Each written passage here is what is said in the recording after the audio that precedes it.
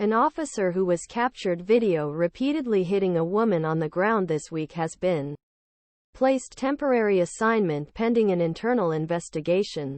Charlotte-Mecklenburg Police Chief Johnny Jennings said Wednesday. "I will tell everyone and our community that I understand this," Jennings said of the video. "I understand the emotions when you look at a video of an officer punching a woman."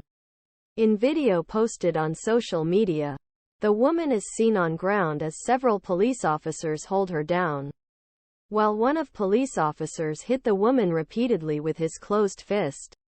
One of bystanders shouted, "Let her go." Others can also be heard criticizing the officers. The woman was stood up and taken to the police vehicle. The woman's lawyer, Christina Pierre, told CNN on Thursday that her client was horrified and broken in spirit.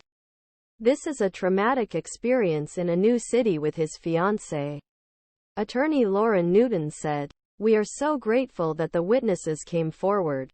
A white female witness with whom Newton said he spoke told attorney that the officer stared coldly at Pierre's face and that he fell to ground like a rag doll. CNN did not speak to the witness to independently verify his story.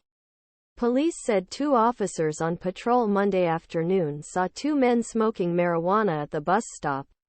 Officers notified 2 men, Anthony Lee and Pierre, that they were under arrest. Police said both Lee and Pierre resisted arrest, and in the ensuing scuffle the woman repeatedly struck an officer. According to police, Pierre continued to resist arrest by lying on his hands and ignoring verbal commands. An officer struck female subject 7 times with knee strikes and 10 closed fist strikes to the perineal nerve and thigh to try to gain compliance. Police said the officer was intentional about where the strikes were made. "When you look at body-worn camera, you'll see exactly where the blows were delivered," said Jennings, who acknowledged it could be months before public sees body camera footage. North Carolina law requires a judge's order to release body-worn camera video.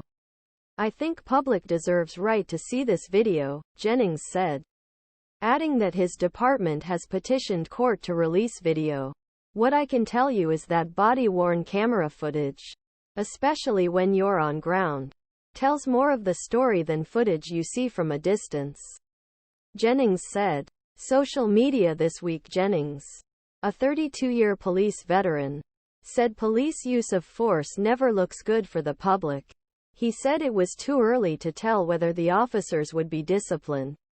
Jennings identified officer seen attacking Pierre as Vincent Pistone, who had been temporarily transferred from the patrol division to investigation division.